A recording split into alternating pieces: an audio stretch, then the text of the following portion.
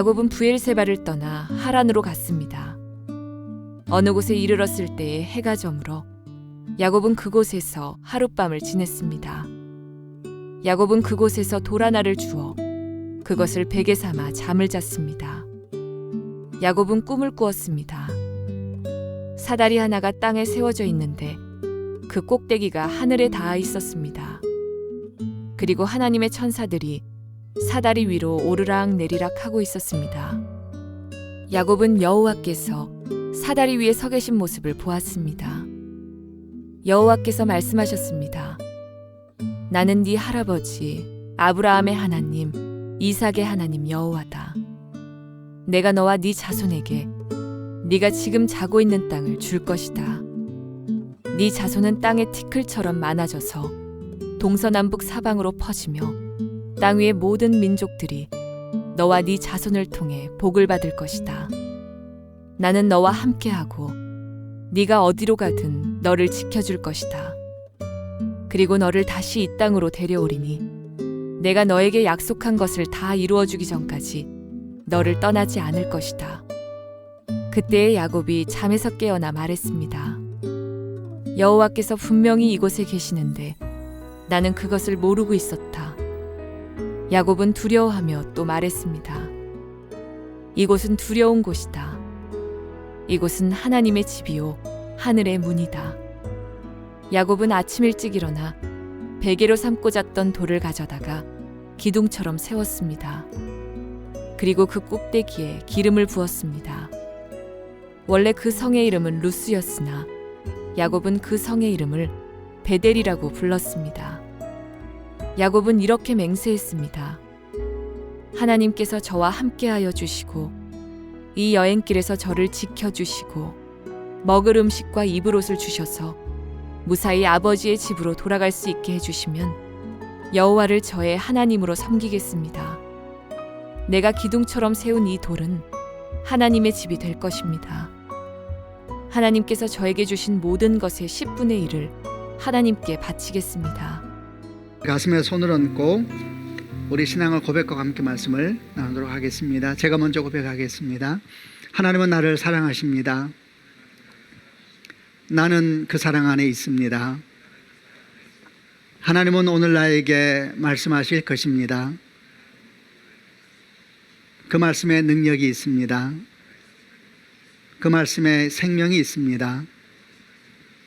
나의 마음을 하나님께 열겠습니다. 나의 생각을 예수님께 집중하겠습니다. 들은 만큼 변합니다. 들은 만큼 행복해집니다. 우리는 지난 2주 동안 창세기 27장 사건을 나누었었습니다. 야곱이 아버지 이삭을 속이고 형이 받을 장자의 축복을 훔쳐온 사건과 그 위에 있었던 일련의 상황들을 나누었습니다. 정말 가정이 난리가 났습니다. 분노한 형 에서는 아버지가 돌아가시기만 하면 동생 야곱을 죽이겠다고 나섰는데 이 소식을 전해드린 어머니 리브가의 마음이 또 얼마나 당황스럽고 놀랐겠습니까? 그래서 야곱을 불러서 이렇게 말을 합니다.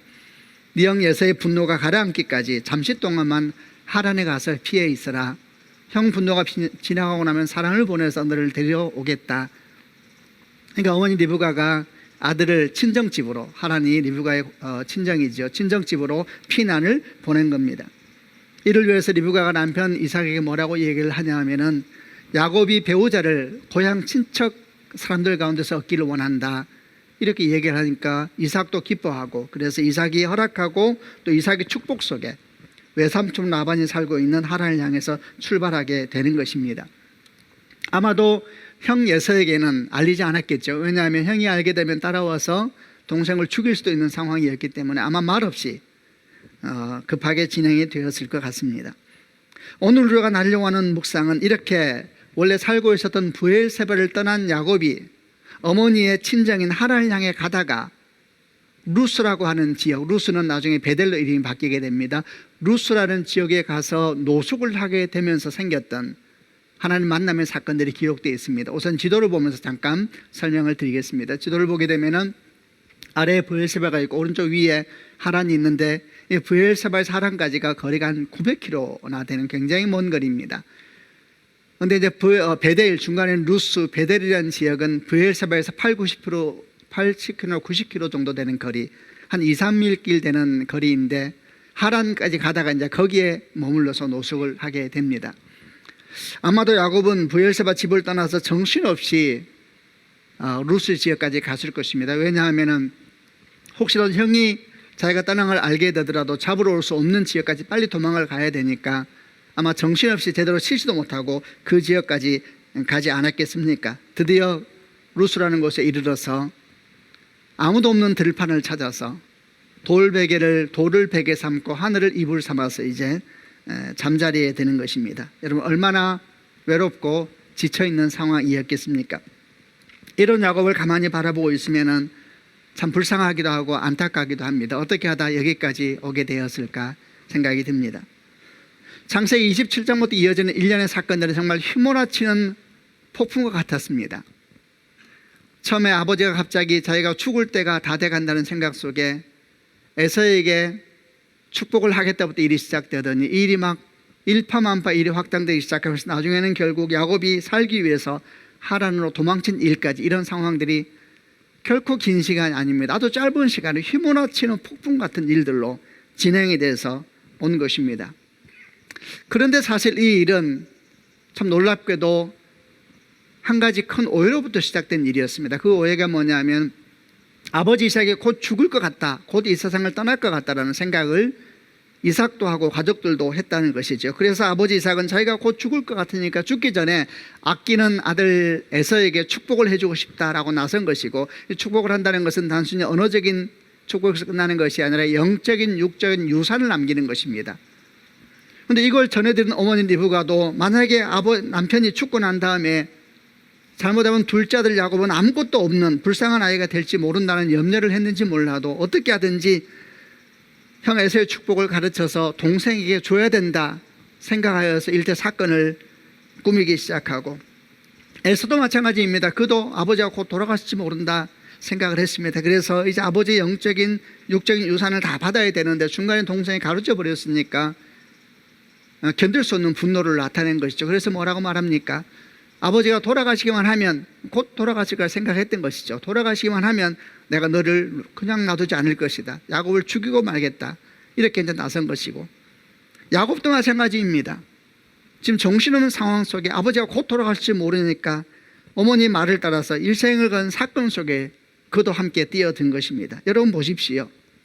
이들은 모두 다 지금 한 가지 생각 속에서 움직이고 있습니다. 아버지가 곧 돌아가실 것 같다는 생각 속에서. 그래서 어떻게 해서든지 그 전에 유산을 자기 것으로 만들기 위한 그런 생각에 가득 차서 정신없이 움직이고 있는 것입니다. 그런 상황 속에서 정말 휘몰아치듯이 일들이 진행돼 버린 것이고, 이제 야곱은 거기에서 살기 위해서 루스까지 와서 잠이 들어 있는 상황이 된 겁니다. 여러분, 그러나 사실은 어땠습니까? 이 사건이 일어나고 난 뒤에도 아버지 이삭은 40년 이상을 더 살았습니다.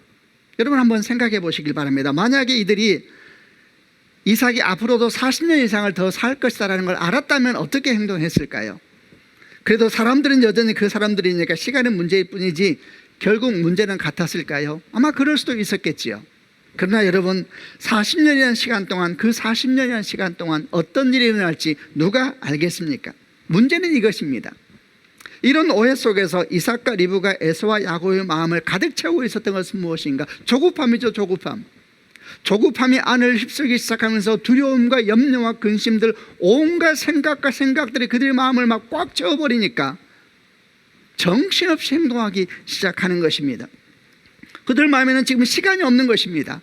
아버지가 언제, 내일이라도 당장 돌아갈지 모르는 상황이니 빨리 그 전에 뭔가를 해야 된다, 이렇게 하면서 막 생각이 움직이니까 그들 마음속에 온통 번잡한 생각들과 두려움과 염려들과 근심들과 조급함이 가득 차니까 어떻게 되겠습니까? 하나님이 있을 수가 없는 것입니다. 하나님이 자리가 없는 것입니다. 하나님의 말씀이 생각나겠습니까? 하나님의 임재가 생각나겠습니까? 하나님의 도우심이 생각나겠습니까? 지금 그들은 시간이 없는 것입니다. 여러분 보십시오. 결국 이들을 인도하고 있는 것, 이들의 마음을 차지하고 있는 것은 하나님이 아니라 두려움과 염려가 이들의 삶을 차지하고 있고 이들의 삶의 인도자가 되어버리고 있는 상황인 겁니다. 여러분 우선 축복합니다. 두려움이 우리의 삶의 인도자가 되지 않기를 바랍니다. 아멘. 염려와 근심과 조급한 마음이 우리 삶의 인도자가 되지 않기를 바랍니다. 아멘. 우리 인도자는 우리 주 예수 그리스도이십니다. 그분의 약속과 그분의 주신 평화가 우리의 인도자가 되어야 하는 것입니다. 여러분, 그것이 그리스도인의 모습이 아니겠습니까? 요즘 우리는 참 정신없는 시간을 보내고 있습니다. 코로나19 바이러스라고 하는 한 번도 경험해보지 못한 일을 맞이하고 있습니다. 그래서 우리 마음이 정신이 없습니다. 전 세계의 실제 실상황이 매 순간 우리 손바닥으로 전해지고 있어서 우리는 매일매일 전 세계 상황을 검색하면서 온갖 걱정이 다 빠져 있습니다. 이탈리아도 걱정해야 되고, 스페인도 걱정해야 되고, 독일도, 프랑스도, 유럽도, 미국도, 일본도, 또 중국도, 대구도, 서울도. 여러분, 마음을 한번 생각해 보세요. 정신없이 우리가 이렇게 혹시 살고 있는 것은 아닌가? 이런 때에 오늘 말씀을 묵상하면서 우리가 질문해 봅니다. 우리 마음을 채우고 있는 것은 무엇이고 우리를 이끌고 가고 있는 것은 무엇일까? 이삭과 리브가와 에사와 야곱처럼 염려와 두려움이 우리를 채우고 있고 우리를 끌고 가면은 하나님은 볼 수가 없는 것입니다.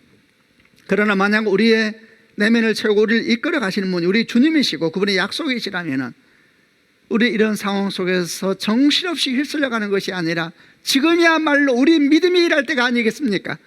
지금이야말로 기도하고, 우리가 매일 아침마다 성도분들에게 아침 10시에 말씀 짧은 묵상하고 기도정을 보내지 않습니까? 여러분, 그걸 받을 때 그냥 지나가지 말고 3분 내지 5분이라도 잠깐 서서 읽으면서 기도해 주시길 바랍니다.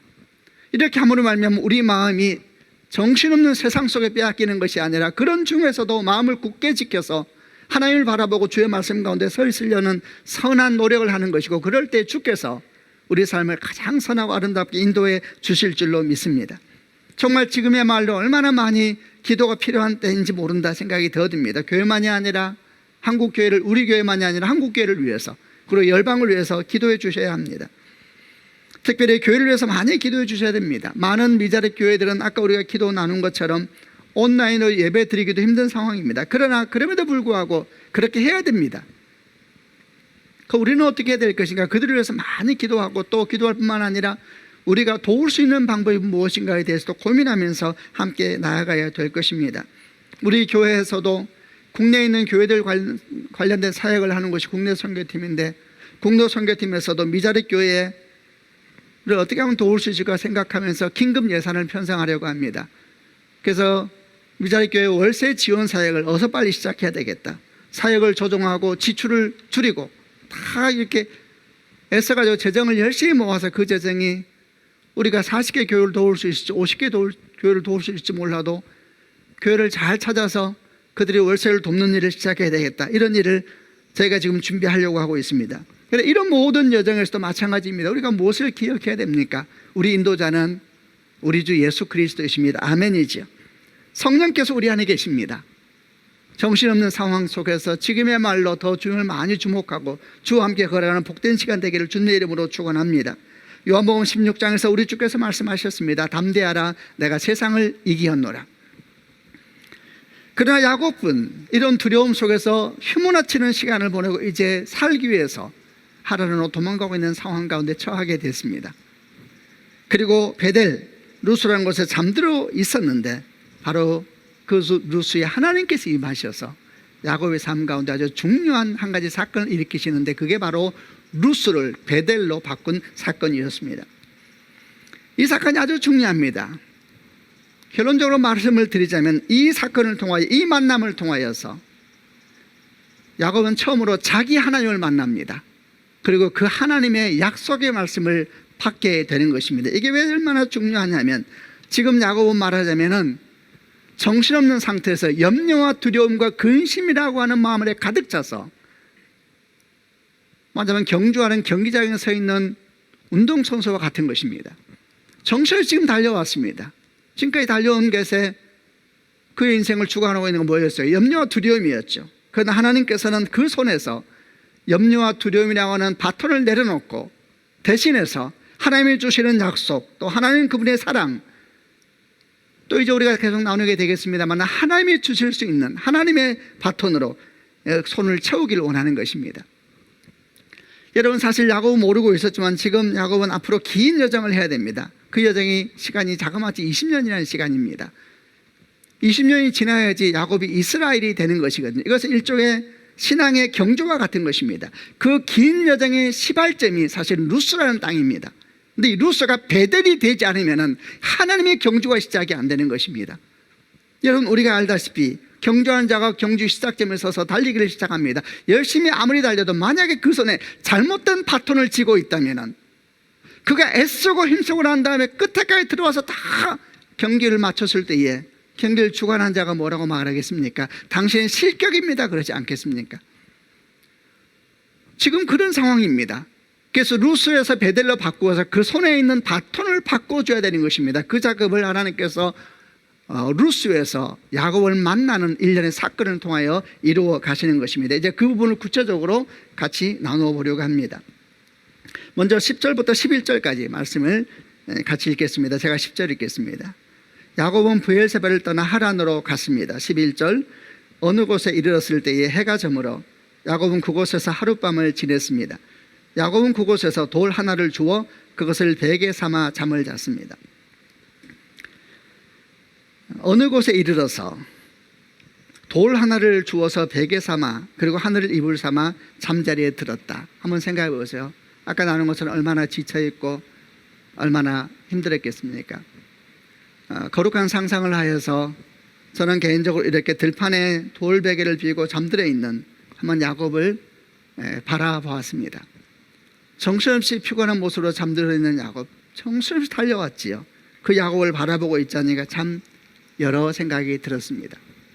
그중에 첫 번째 이런 생각이 들었습니다. 왜 야곱은 이렇게 사람 한 명 없는 들판에서 잠들어 있는 것일까? 여러분 고대 근동에서 나그네 대접은 굉장히 중요한 관습이었습니다. 그런데 왜 지금 야곱은 나그네를 향한 친절조차도 받지 못하고 있는 상황이 된 것일까? 어쩌면 야곱은 사람들이 아무도 살지 않는 그런 들판에서 잠을 자고 있는지도 모릅니다. 아마 그런 것 같습니다. 왜 그럴까요? 일부러 그런 곳을 택한 것 같습니다. 왜냐하면 형 예사가 혹시라도 자기를 쫓아오더라도 사람들이 있는 곳에서 잠을 자게 되면 물어 찾을 수가 있으니 사람들이 있는 곳을 피하고 아무도 없는 들판에 와서 그곳에서 잠들어 있는 것이기 때문입니다. 이것이 야곱이 처한 현실이었죠. 복 받겠다고 형의 장작권을 팥죽 한 그릇에 사고 나중에는 나이 든 아버지의 어두운 눈을 이용해서 엄마와 짜고 장자의 축복같이 훔쳤는데 지금 그에게 남은 것은 뭡니까? 아무것도 없습니다. 그는 들판에 노숙자가 되어 있는 것입니다. 그에게 선한 친절을 베풀어준 사람은 그 주변에 한 명도 없었습니다. 이것만이 아니라 또 한 가지 이런 생각도 하게 됐습니다. 근데 왜 야곱은 그 옆에 함께 있는 종 한 명도 없는가? 이런 생각이 들었습니다. 성경 어디를 보아도 이때 야곱이 짐승의 무리나 종들과 함께 있었다는 기록을 찾아볼 수가 없습니다. 그런데 이게 굉장히 이상한 것입니다. 왜냐하면 지금 야곱은 어쨌든 명목적으로는 아내를 찾기 위하여 먼 고향까지 힘든 길을 가고 있는 중입니다. 그리고 아버지 이삭의 축복을 받았습니다. 그런데 왜 함께 가는 종들 한 명 없고 함께 가는 사람이 아무도 없는 것입니까? 100년 전에 같은 길을 같은 목적으로 걸었던 무리들이 있었습니다. 창세기 24장에 나오는 노종과 무리들이었습니다. 아브라함이 그의 종 노종을 보내서 그 아들 이삭의 아내를 찾기 위한 그런 무리들이 100년 전에 똑같은 목적으로 그 길을 지나갔었습니다.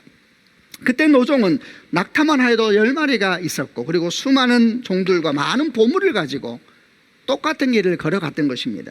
그런데 지금 야곱은 같은 길을 같은 목적으로 게다가 아버지 이삭의 축복을 받았고 아버지 이삭은 큰 부자였고 게다가 야곱은 형의 축복까지 다 훔쳐서 자기 것으로 만든 사람이 아닙니까?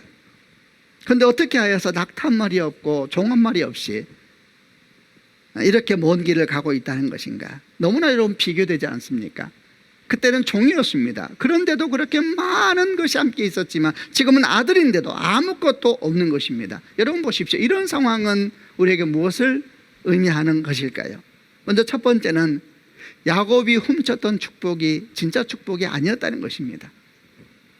여러분 하나님이 없는 축복은 어떤 축복도 진짜 축복이 아닙니다. 아멘입니다. 물론 우리는 이삭처럼 부모님들이 자녀를 축복하는 것은 대단히 귀한 일입니다. 그러나 그렇다 할지라도 그 축복 속에 하나님이 없다면 그건 결코 진짜 축복이 될 수는 없는 것입니다. 저는 우리 교회 성도들을 생각하고 특별히 부모님들을 생각하면서 축복합니다. 저는 부모님들이 자녀들을 많이 축복해 주는 부모가 되시기를 바랍니다. 여러분, 그것은 귀한 것입니다. 그러나 그 축복에 반드시 하나님이 계시게 하셔야 됩니다. 하나님이 계시지 않으면 그 축복은 결코 생명의 축복이 아니기 때문에 하나님이 계시게 하십시오. 하나님의 이름으로 축복하고 하나님의 마음으로 축복하고 하나님의 꿈으로 축복하고 하나님의 입술로 축복하고 하나님을 향한 믿음으로 자녀를 축복하시는 부모가 되기를 주님의 이름으로 축원합니다. 또 이런 상황은 우리에게 무엇을 가르쳐 주는가? 또 한 가지는 이런 야곱의 모습은 지금까지 행했던 야곱의 행동이 결코 하나님 보시기에 선하지 않았다는 것을 보여주는 것이기도 합니다. 여러분, 야곱은 어떻게 지금까지 정신을 달려왔습니까? 축복을 받겠다고 형의 배고픔을 이용하고 눈먼 아버지를 속이기까지 했습니다. 그러나 그런 행동들은 하나님 보시기에 결코 선한 행동이 아니었던 것이고 또한 하나님 보시기에 믿음의 행동도 아니었던 것입니다. 그것이 지금 야곱의 삶의 자리가 보여주고 있는 것입니다. 우리는 이것을 잘 기억해야 합니다. 왜냐하면 지금도 적지 않은 그리스도인들이 야곱의 길을 걷고 있기 때문입니다. 그들은 하나님께서 이미 주신 축복을 믿지 아니하고 자기의 얄팍한 지혜와 종교적인 행동으로 복을 취하겠다고 달려가고 있는 사람들입니다. 그런 사람들은 루스 땅에 누워서 돌을 베개 삼아 잠자리 들고 있는 야곱의 모습을 기억해야 되는 것입니다. 물론 하나님은 이런 야곱도 불쌍히 여기셔서 그런 루스 땅에서 다시 임하셨습니다. 그리고 야곱과 함께 다시 믿음의 여정을 시작하십니다. 그러나 그렇다고 하여도 이런 하나님의 은혜가 야곱의 행동을 정당화시켜주는 것은 아닌 것입니다. 이런 하나님의 은혜를 잘못 묵상해서 야곱의 행동이 믿음의 행동이었다고 생각한다든지 하나님께서 그런 야곱의 행동을 기뻐하셨다고 생각해서는 안 되는 것입니다. 우리는 다시 기억해야 됩니다. 축복은 이미 야곱에게 주어졌었습니다. 아멘이죠. 그의 어머니 태중에 있을 때부터 하나님은 그를 택하셔서 그를 축복하신 것입니다. 야곱에게 필요한 것은 무엇이었습니까? 이 믿음이었죠. 하나님이 나와 함께 하시고 나는 이미 복을 받은 사람이다. 이 믿음이 그에게 필요했습니다. 그것을 믿고 그 믿음으로 살아가는 믿음이 야곱에게 필요했던 것입니다. 여러분, 이 야곱은 누구입니까? 이 야곱은 바로 우리들입니다. 하나님은 우리를 태중에서부터 택하셨습니다. 아멘이죠. 거기에서부터 우리의 삶은 시작되는 것입니다. 우리는 복을 쫓는 사람이 아니라 주어진 복을 믿음으로 받아들이고 감사하면서 그 복을 흘려보내는 사람이라는 것을 기억해야 되는 것입니다. 때로는 우리 삶이 그렇지 않을 때도 있지요. 이게 무슨 복받은 사람의 삶인가 이런 생각이 들 때도 있을지만 여러분, 그렇지 않습니다. 믿음으로 받아들이십시오. 그리고 믿음으로 걸어가시길 바랍니다. 믿음이 하나님의 역사를 일으키는 것입니다. 내게 이미 주께서 복을 주셨다. 나는 은총의 사람이다. 내 안에 성령이 계신다. 믿고 감사하고 믿고 도전하고 믿고 걸어가고, 여러분 그럴 때 다른 것이 보이고 다른 말이 들리고 다른 선택이 인생에게 열려가는 것입니다. 창세기 야곱은 왜 이 사실을 몰랐을까요? 이미 그는 복 가운데 있는 사람이었는데 말입니다. 그럼에도 불구하고 주님은 다시 이런 불쌍한 야곱의 삶 가운데 들어오십니다. 그게 루스 땅에 누워있는 야곱의 꿈 가운데 임한 하나님의 사건이었고, 이를 통하여서 루스를 베델로 바꾸시는 하나님의 큰 은혜의 사건을 시작하십니다. 우선 어떤 꿈을 꾸게 되었는지 함께 나눠보겠습니다. 12절부터 15절까지 읽겠습니다. 제가 먼저 12절 읽겠습니다. 야곱은 꿈을 꾸었습니다. 사다리 하나가 땅에 세워져 있는데 그 꼭대기가 하늘에 닿아 있었습니다. 그리고 하나님의 천사들이 사다리 위로 오르락내리락 하고 있었습니다. 13절, 야곱은 여호와께서 사다리 위에 서 계신 모습을 보았습니다. 여호와께서 말씀하셨습니다. 나는 내 할아버지 아브라함의 하나님, 이삭의 하나님 여호와다. 내가 너와 네 자손에게 내가 지금 자고 있는 땅을 줄 것이다. 14절, 네 자손은 땅의 티끌처럼 많아져서 동서남북 사방으로 퍼지며 땅 위의 모든 민족들이 너와 네 자손을 통해 복을 받을 것이다. 15절, 나는 너와 함께하고 네가 어디로 가든 너를 지켜줄 것이다. 그리고 너를 다시 이 땅으로 데려오리니 내가 너에게 약속한 것을 다 이루어 주기 전까지 너를 떠나지 않을 것이다. 그날 밤 루스 땅에서 꿈 가운데 등장한 내용은 이런 것이었습니다. 꿈을 꾸는데 사다리 하나가 땅에 세워져 있었는데 그 사다리는 꼭대기가 하늘에 닿아 있는 그런 환상이었습니다. 그런데 사다리를 감으니까 천사들이 사다리를 왔다 갔다 하는 것입니다. 그리고 다시 가만히 보니 그 사다리에 하나님께서 서 계셨습니다. 여러분, 야곱이 얼마나 놀랐겠습니까? 그 하나님께서 야곱에게 말씀하시는 것입니다. 나는 네 할아버지 아브라함의 하나님, 네 아버지 이삭의 하나님이다. 내가 너와 네 자손에게 네가 지금 자고 있는 그 땅을 줄 것이다. 네 자손은 땅의 티끌처럼 많아져서 동서남북 사방으로 퍼지며 땅 위의 모든 민족이 너와 네 자손 중에 복을 받을 것이다. 이렇게 쭉 말씀을 하는 것입니다. 여러분, 이 사건은 야곱이 처음으로 직접 들은 하나님의 음성입니다. 야곱이 자기 하나님을 만난 것입니다. 그전에는 할아버지 아브라함의 하나님이었습니다. 아버지 이삭의 하나님, 어머니 리브가의 하나님이었는데 드디어 들은 하나님이 아니라 자기 하나님을 만난 것이, 이 경험이 여러분 얼마나 중요합니까? 이 경험에서부터 루스에서 베들로 바뀌는 사건이 시작되는 겁니다. 여러분, 생각해 보면은 이런 하나님 경험이 따뜻한 집에서 부모님과 함께 있을 때 있었으면 얼마나 좋았을까 생각이 들었습니다. 그러나 여러분, 그때 야곱은 정신이 없었습니다. 복 받겠다고 복 쫓아다니라고 하나님을 볼 눈도 없었고 하나님의 음성을 들을 귀도 없었습니다. 그러나 지금은 어떻게 됐습니까? 너무 가난해졌지요. 그리고 그 가난한 문을 통로로 하여서 신실한 우리 주님께서 그 인생에 들어오신 것입니다. 성도 여러분, 가난한 마음에 주께서 오시는 통로입니다. 지금 참 하는 것이 어렵고 번잡하지요. 소망하고 기도하는 것은 이를 통하여서 우리 각 가정 가운데, 이 땅의 교회와 민족 가운데 주님께서 충만하게 임하시는 선한 기회가 되기를 바랍니다. 주님께서 그 가난한 마음을 통하여서 야곱의 삶에 오시는 것입니다. 그리고 오셔서 어떻게 하십니까? 처음 한 모습이 당신을 소개하십니다. 여러분, 하나님은 야곱을 지적하시며 시작하지 않으셨습니다. 여러분, 야곱이 얼마나 지금 문제가 많은 상황입니까? 정신없는 상황입니다. 하나님도 없습니다. 그러나 하나님은 야곱을 지적함으로, 잘못을 드러냄으로 일을 시작하는 것이 아니라 당신을 처음 소개하시면 나는 네 할아버지 아브라함의 하나님이다. 나는 네 아버지 이삭의 하나님이다. 여러분, 소개한다는 것이 뭡니까? 두려워하지 말라는 이야기죠. 놀라지 말라는 이야기죠. 성경을 보면 하나님의 임재는 엄청나게 경이로운 사건이었습니다. 게다가 두려움 가운데 있고, 지금 야곱처럼 낮아질 때 낮아진 사람에게 하나님의 임재는 무서운 일입니다. 그런데 주님께서 겸손한 마음으로 당신을 소개하시면서 다가오는 것이죠. 놀라지 말고 두려워하지 말라.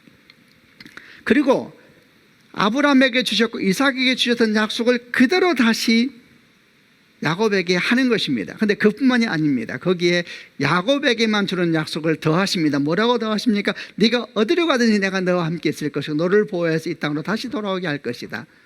여러분, 지금 야곱은 미래를 알 수 없는 길을 떠나고 있습니다. 알 수 없는 두려움이 그를 차지하고 있겠죠. 그런데 그래서 그에게만 주신 약속입니다. 네가 어디로 가든지 내가 너와 함께 있을 것이고 너를 보호할 것이고 너를 반드시 이 땅으로 돌아오게 할 것이다.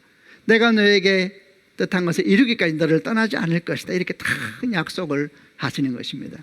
여러분, 이 장면을 생각해 보십시오. 얼마나 따뜻하고 온유한 장면입니까? 여러분, 이분이 우리 하나님이십니다. 이분이 여러분과 저희 하나님이십니다. 사람들은, 아니 우리들은 잘못을 지적하고 문제를 지적하면서 고치려고 합니다. 너는 이것이 문제고 저것이 문제야. 그래서 이래야 되고 저래야 돼. 이렇게 나가지요. 물론 이런 모습이 때로 필요할 것입니다. 그러나 오늘 하나님을 보시길 바랍니다. 하나님은 야곱의 잘못을 지적함으로써 루스를 베들로 바꾸는 일을 시작하지 않으십니다. 오히려 하나님은 그의 불쌍함을 껴안아 버리십니다. 그분의 친절하심과 온유하심으로 마치 야곱을 덮으시는 것 같습니다. 그리고 그를 향한 하나님의 역사를 시작하시는 것이지요. 이런 야곱을 향한 하나님의 친절하심과 사랑을 가만히 보니 신약 성경의 한 장면이 생각이 났습니다. 요한복음 8장에서 가늠한 현장에 잡혀온 여인을 바라보시던 우리 주 예수 그리스도의 눈빛입니다. 여러분 잘 아실 것입니다. 가늠한 현장에서 한 여인이 발견되어서 짐승처럼 끌려왔습니다. 그와 함께 많은 사람과 함께해서 손에 돌멩이를 들고 그 여인을 앞에 놓고 예수님에게 묻습니다. 모세 율법에 의하면 이런 여인은 돌로 쳐 죽이라고 했는데 당신은 어떻게 생각합니까? 선생님이라면 어떻게 하시겠습니까? 함정에 같이 밀어넣기 위함이죠. 그때 주님께서는 허리를 굽히시고 땅에 글씨를 쓰기 시작하십니다. 사람들은 더 소리를 지릅니다. 당신이라면 어떻게 하겠습니까? 당신이라면 어떻게 하셨습니까? 분노, 정죄가 가득 찬 현장이었죠. 그때 주님께서 허리를 드시고 그 사람들을 보면서 말씀하셨습니다. 너희 중에 죄 없는 자가 먼저 돌을 들어 이 여인을 치라. 그래서 하나님의 임재가 아마 그 자리에 조기만 것 같습니다. 설명할 수 없는 어떤 것들, 사람들이 발걸음을 뒷걸음치기 시작하니 한 명 두 명 손에 있는 돌멩이를 조용히 떨어뜨리고 조용히 피해서 떠나기 시작합니다. 결국 다 떠났습니다. 주님께서 허리를 펴시고 여인에게 묻습니다. 너를 정죄하는 자들은 다 어디로 갔느냐? 여인이 말합니다. 아무도 없습니다. 주님 말씀하십니다. 나도 너를 정죄하지 아니하노라. 가서 다시는 죄를 짓지 말라. 여러분, 주님은 여인이 죄가 없다고 말씀하신 것이 아닙니다. 여인은 죄가 있지요. 그러나 돌멩이를 들어 친다 한들 죄의 권세를 이길 수가 있겠습니까? 오히려 주님은 여인을 불쌍히 여기시고 그 여인의 죄와 슬픔을 끌어안아 버리신 것입니다. 그리고 바로 그때 여인을 향한 죄의 권세는 끊어지고, 그리고 능력은 그에게 임하는 것입니다. 그래서 여인에게 가서 다시는 죄를 짓지 마라, 윤리적인 얘기 아니고 하나님의 능력이 그와 함께 임한다는 것을 보여주신 것입니다. 이렇게 여인의 약점을 끌어안고 그의 슬픔을 끌어안은 것이 무엇입니까? 십자가입니다. 십자가는 우리의 죄악을 끌어안고 슬픔을 끌어안지 않았습니까? 이것이 하나님의 사랑인 것입니다. 루스가 베들로 변하기 위해서 하나님께서 야곱의 손에 쥐어주고 싶었던 첫 번째 바톤, 그것은 하나님의 십자가 사랑. 두려움과 염려와 근심이 네 인생을 끌게 하지 말고 십자가의 주의 사랑이 네 인생을 인도해 가야 된다 말씀하는 것이죠. 그것만이 아니지요. 약속을 주십니다. 아브라함에게 주셨던 약속, 이삭에게 주셨던 약속, 그리고 야곱의 약속을 더하시죠. 또 하나의 바톤을 주십니다. 언약, 하나님의 말씀이라는 바톤을 주시죠. 염려와 근심이 너를 끌게 하지 마라. 하나님의 약속, 언약, 성경, 그 바톤을 다 지어 주시는 것입니다. 여러분, 주님의 이름으로 축복합니다. 우리 다 야곱인데 하나님께서 오늘 우리 삶 가운데 두려움과 염려를 내려놓고 십자가의 사랑과 그분의 언약을 붙잡는 성도가 되기를 주님의 이름으로 축원합니다. 저는 광야에서 돌베개를 누워서 베고 누워 정신없이 잠들어 있는 야곱을 바라보시는 하나님을 저는 그냥 같이 바라보았습니다. 그리고 하나님의 눈을 바라보면서 하나님은 어떤 마음이었을까 생각했을 때 아마도 그 마음은 분명히 요한복음 8장에서 여인을 바라보고 있었던 주 예수 그리스도의 눈빛이었으리라.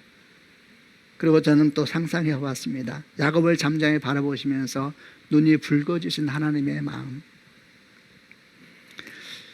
여러분, 그냥 이렇게 축복드리고 싶습니다. 우리 성도님들, 혹시 우리 가운데서 돌을 베개 삼고 하늘을 이불 삼아 들판에 누워있는 것 같은 외로운 분들, 상한 마음들, 두려운 영혼들이 있다면 오늘 이 하나님의 십자가 사랑과 이 믿음의 약속을 참으로 믿음으로 받아들이는 축복이 있기를 바랍니다.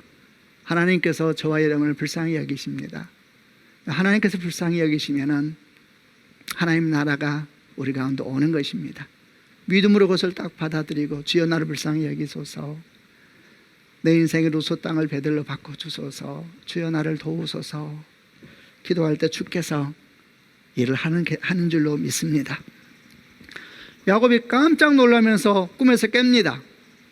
그리고 어떻게 반응하기 시작합니까? 16절부터 22절 이렇게 반응하기 시작합니다. 16절 읽겠습니다. 그때 야곱이 잠에서 깨어나 말했습니다. 여호와께서 분명히 이곳에 계시는데 나는 그것을 모르고 있었다. 17절 야곱은 두려워하며 또 말했습니다. 이곳은 두려운 곳이다. 이것은 하나님의 집이요 하늘의 문이다. 야곱은 아침 일찍 일어나 베개로 삼고 잤던 돌을 가져다가 기둥처럼 세웠습니다. 그리고 그 꼭대기에 기름을 부었습니다. 19절 원래 그 성의 이름은 루스였으나 야곱은 그 성의 이름을 베델이라고 불렀습니다. 야곱은 이렇게 맹세했습니다. 하나님께서 저와 함께 하여 주시고 이 여행길에서 저를 지켜주시고 먹을 음식과 입을 옷을 주셔서 21절 무사히 아버지 집으로 돌아갈 수 있게 해주시면 여호와를 저희 하나님으로 섬기겠습니다. 내가 기둥처럼 세운 이 돌은 하나님의 집이 될 것입니다. 하나님께 저에게 주신 모든 것의 10분의 1을 하나님께 바치겠습니다. 꿈에서 깨고 깜짝 놀랍니다. 야곱이. 그리고 이렇게 외칩니다. 하나님께서 여기 계셨는데 내가 모르고 있었구나. 이곳은 참으로 두려운 곳이구나. 이곳이야말로 하나님의 집이요 하늘의 문이구나. 그리고 벌떡 일어나서 자기가 배워졌던 돌을 기둥 삼아서 거기에 기름을 붓습니다. 그리고 그 지역의 이름을 벳엘, 하나님의 집이라는 이름을 벳엘로 부릅니다. 그리고 하나님 앞에 약속, 맹세를 합니다. 하나님이 저와 함께 하시고 이 여행길에서 저를 보호해 주시고 먹을 것과 입을 것을 주시면, 이게 제 마음이에요. 야곱의 마음. 주시면, 그래서 무사히 아버지 집으로 돌아갈 수 있게 해주시면 여호와께서 나의 하나님이 되실 것이며 이 돌기둥은 하나님의 집이 될 것입니다. 그리고 저는 제 모든 것의 10분의 1을 하나님께 바치겠습니다. 여러분, 이런 야곱의 모습에서 떠오르는 무엇을 봅니까? 예, 교회를 봅니다. 교회. 예배를 봅니다. 하나님께서 루스를 베델로 바꾸시면서 다시 한번 야곱의 손에 쥐어주고 싶었던 바톤, 그것은 교회입니다. 교회. 그것은 예배입니다. 예배. 야곱이 말합니다. 바로 여기가 하나님의 집이요 하늘의 문이었구나. 그렇죠. 하늘을 향한 사다리가 세워진 것이 하나님의 집인 것입니다. 하늘을 향한 사다리는 무엇을 말하는 것입니까? 하늘을 향한 사다리는 하늘과 땅을 이어주는 것입니다. 여러분, 그것은 십자가를 생각하게 하는 표현입니다. 여러분, 십자가가 세워진 것이 하나님의 집인 것입니다. 그래서 야곱이 벌떡 일어나서 어떻게 합니까? 베개 삼았던 돌을 기둥 삼아 제단을 만들지요. 예배를 드리는 것입니다. 그리고 그 땅에는 베트엘, 하나님의 집, 교회라고 이름을 지은 겁니다. 여러분, 주의 십자가가 높이 세워진 것이 교회입니다. 여러분, 교회는 제도가 아닙니다. 교회는 건물도 아닙니다. 교회는 십자가 아래 모인 믿음의 사람들, 그들의 교회인 것입니다. 요즘에 우리가 코로나로 말미암아 참 많은 어려움을 겪고 있어서 특별히 교회로운 데에서 고민을 하는 분들이 많은 것 같습니다. 여러분, 교회는 건물이 아닙니다. 그러므로 우리가 주 예수를 믿는 믿음을 가지고 지금처럼 이렇게 여러 상황 속에서 흩어져 지하면 거기가 예배가 되는 것입니다. 그러면 모일 필요가 없는 것이냐? 그렇지 않지요. 주께서 모이라 그랬으니까 우리는 다 함께 모여서 말씀을 배우고 공부하고 성도로 성장해 가고 주의 나라를 위한 거룩한 역사를 함께 이루어 가야 되지요. 우리가 흩어져서 예배드린다고 해서 교회가 없어진 것이 아닙니다. 교회론이 혼란스러우면 이렇게 여러 가지 문제가 생기는 것입니다. 여러분, 교회는 제도가 아닙니다. 교회는 우리들입니다. 우리들. 여러분과 저. 서로를 향한 사랑의 마음을 가지고 위에서 기도하고 서로 섬기고 함께 노래하고, 지금 우리가 온라인으로 앉아있죠. 우리는 지금 함께 있는 거 아닌가요? 베텔, 하나님 집에 이름을 짓습니다. 교회입니다. 교회 얘기하는 겁니다. 교회.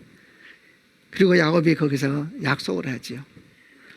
사실 이 약속은 이 야곱이 아직 이스라엘이 되기 전이에요. 그래서 이 사람이 거래를 해요. 하나님하고. 하나님이 이러이러 하시면 내가 이러이러 하겠다고. 그럼에도 불구하고 이 상황 속에서 우리가 정확하게 배우는 메시지는 있습니다. 다시 교회에 대한 중요한 교훈이죠. 예배는 무엇인가? 예배는 하나님께 주권을 드리는 것입니다. 오늘 본문을 보면 갑자기 야곱이 11조 얘기를 합니다. 뜬금없는 상황 같습니다. 왜 갑자기 11조 얘기를 합니까? 그런 앞뒤 내용을 들어보면 이해가 됩니다. 뭐라고 얘기를 합니까? 저와 함께 하시고 이 여행길에 저를 지켜주시고 먹을 것과 입을 것을 주시고 무사히 아버지 집으로 돌아갈 수 있게 해주시면 여호와께서 나의 하나님이 되실 것이요, 이 기둥은 하나님의 집이 될 것입니다. 여호와께서 나의 하나님이 되실 것이요, 이 표현으로 11조를 말하고 있는 것입니다. 여러분, 그래 11조는 돈 문제가 아니고 내 인생의 주권에 대한 이야기입니다. 10분의 1로 10분의 10의 주인을 확인하는 것이지요. 여러분, 이렇게 오늘 말씀이 나눈 환상과 그 뒤에 야곱의 반응이 소개되어 있습니다. 여러분, 정리해 보겠습니다. 지금 야곱은 염려와 두려움으로 여기까지 다름질해 왔습니다. 그러나 주님은 그 다름질이 이제 염려와 근심의 다름질이 아니라 믿음의 경주가 되기를 원하십니다. 바톤을 바꿔야 합니다. 염려와 근심을 내려놓고 그의 손에 새롭게 지어주셨죠. 십자가의 하나님 사랑을 믿어야 한다. 그분의 언약의 말씀을 붙잡아야 된다. 그리고 주님의 몸된 교회, 예배, 이 바톤을 붙잡을 때 루스는 베델이 되는 것입니다. 그리고 이제 20년이라고 하는 긴 신앙의 다름질이 시작해야 되는 것입니다. 이 다름질이 계속될 때 마침내 그는 야복강에 이르게 되는 것이고, 다시 한번 거기서 야곱이 이스라엘로 변화되는 그 신앙의 열매를 맺게 되는 것입니다. 여러분, 이제 우리는 스스로에게 질문을 옵니다. 우리는 염려와 두려움 속에서 삶을 살고 있는가? 아니면은 오늘 말씀하신 것처럼 십자가의 사랑, 말씀, 주의 몸된 공동체와 함께 믿음의 다름질을 하고 있는가? 우리는 지금 루스에 있는가 베델에 있는가? 축복합니다, 여러분. 루스의 길을 벗어나서 베델의 땅에 들어가는 축복이 있기를 바랍니다.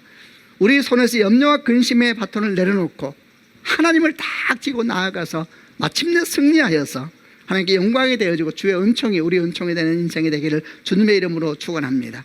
하나님 말씀하셨습니다. 나는 아브라함의 하나님, 이삭의 하나님, 야곱의 하나님이다. 나는 네가 어디로 가든지 너를 보호할 것이다.